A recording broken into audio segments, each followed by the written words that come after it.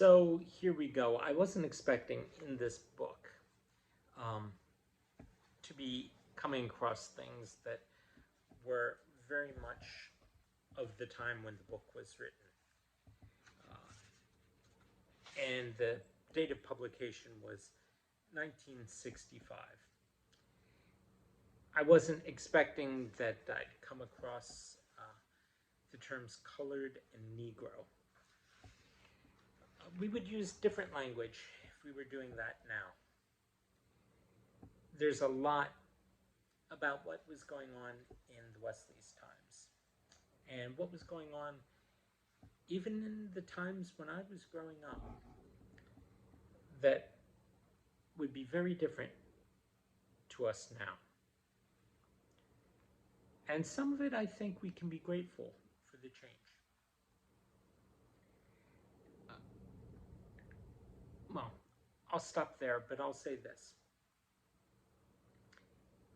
Keep your eyes and ears open. Not so much to what you hear coming from this book, but to what in our own world and in our own lives the book also discusses. Let me go on from there. Chapter 16, First Hymns.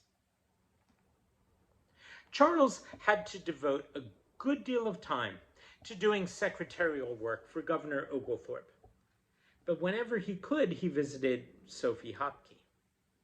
The spell of the Moravian's music continued to enthrall him, and his head was full of tunes that must find expression. Fortunately, Sophie was delighted to have him compose on her harpsichord. John, too, was under a spell, but his was the sense of mission implanted by the Society for the Propagation of the Gospel. He objected to Charles's spending so much time at the Hopke home, afraid that he was setting a bad example for the other colonists.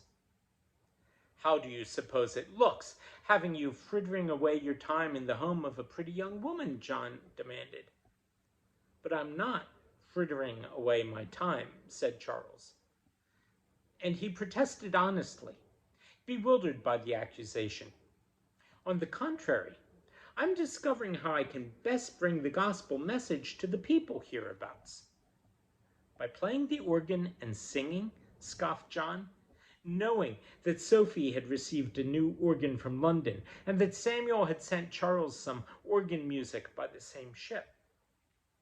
"Yes," insisted Charles. "Brother John, these people are not desolate and downtrodden like the poor we visited in Oxford. They're free to live lives as they like, and they will not take it kindly if we try to force religion upon them." "And what would your plan be?" said John, in a disinterested voice. Charles knew that his brother didn't really expect an answer, but he was ready with one anyway. "To lead them gently toward it," he said. "Come see for yourself tonight, Brother John. There will be a gathering at Mistress Sophie's house." From his seat at the organ, Charles saw John when he arrived that evening. John's face looked grim and disapproving, as if he had just swallowed something bitter, and his expression grew even more gloomy as he looked around the room.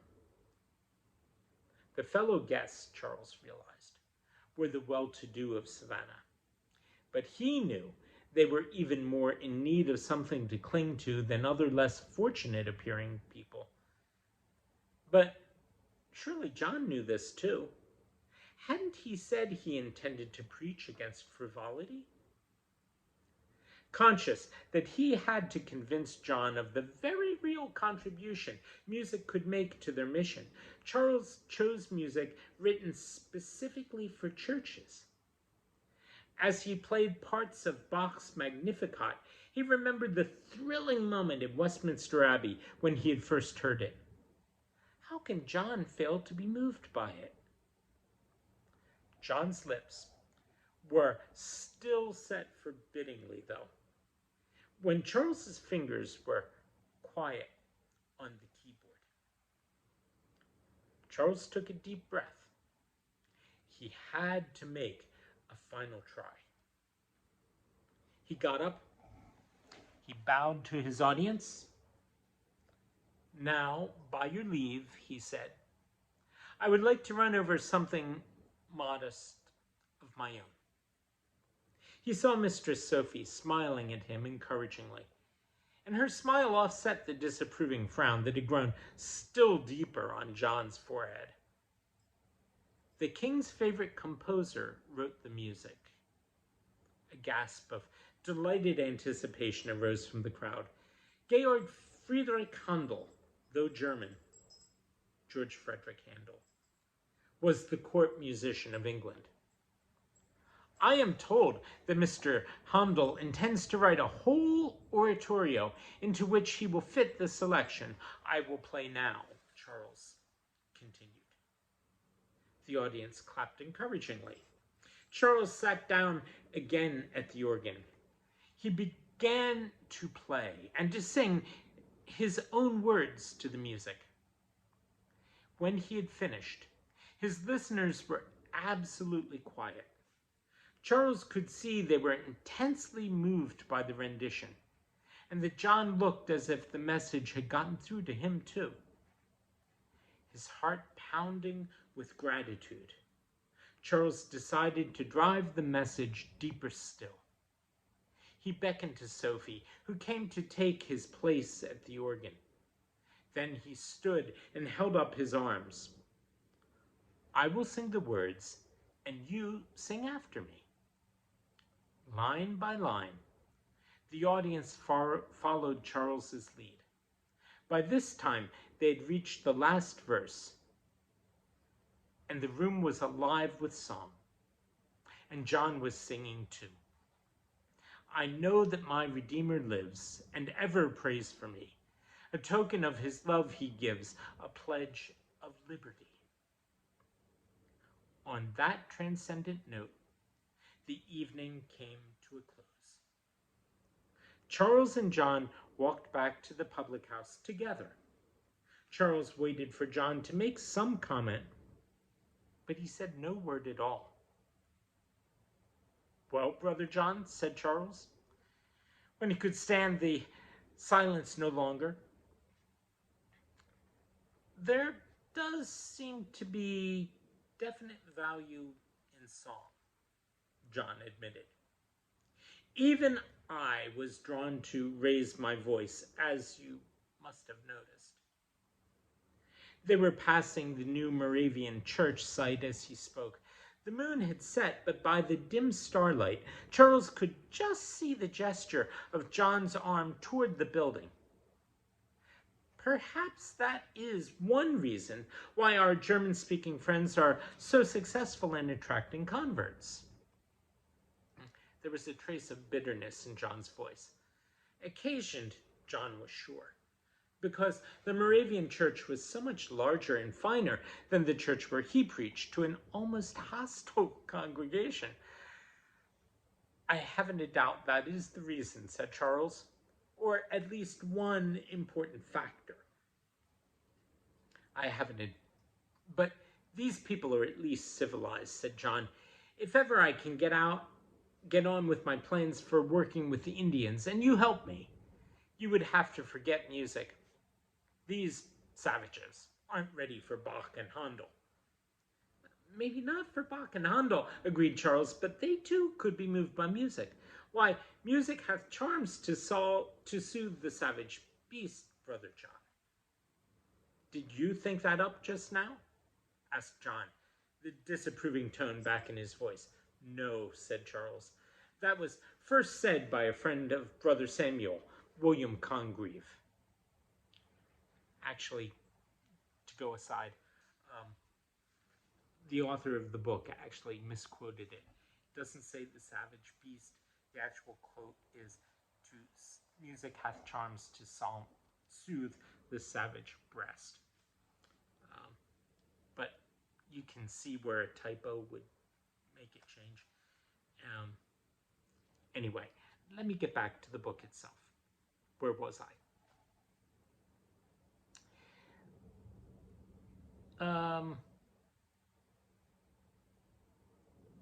I think, Brother Charles, you would have been better fitted for this life if you had been schooled like me at Charterhouse. Perhaps, said Charles, conscious that he was glad he had his days at Westminster to remember. You know, said John, just before they reached the public house, Tomochichi presented me with a side of venison, which you immediately gave away, reminded Charles, vowing that you would abstain from flesh and spirits as an example to the colonists. Just as I stove in the rum casks that were delivered by our ship, added John, so that the colonists would be protected from temptation.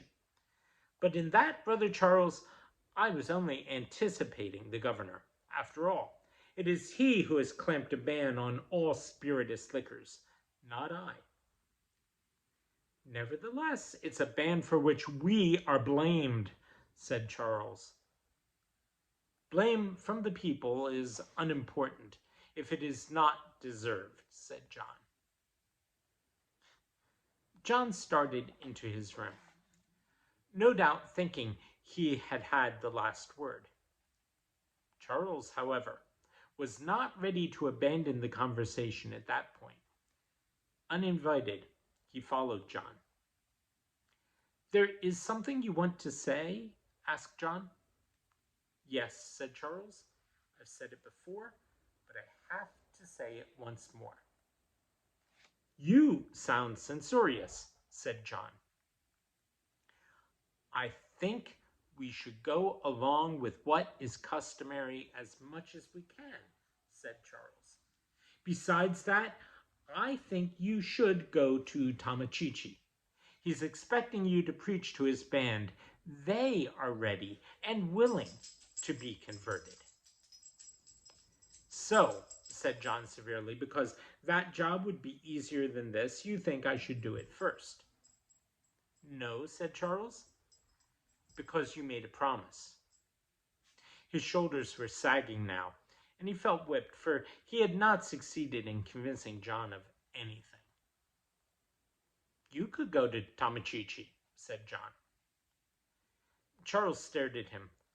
I'm not the one they want. If Governor Oglethorpe will release you, I think you should go, said John. Now, I really must insist that we say good night. It's late, and as you know, I rise early. So do I, said Charles, his pride stung. Governor Oglethorpe, however, had different plans for Charles that did not leave time for him to visit the Creek camp.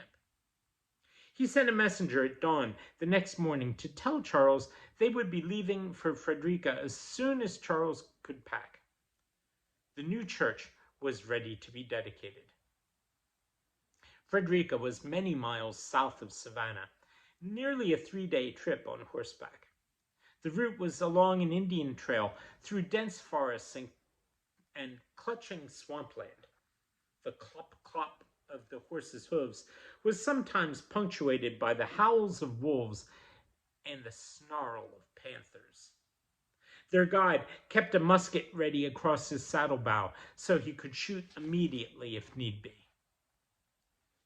Charles felt quite desolate at the sudden disruption of his life. He had grown quite accustomed to his comfortable quarters in the public house, to being waited on by the colored servant, to the soul-satisfying hours at Sophie's harpsichord or organ. Moreover, he was unused to riding horseback, and he had never before slept on the ground. He was, however, determined to adapt himself to conditions he could not change. To keep up his spirits, he sang as he rode along, even composed a dedication hymn for the first service in the new church.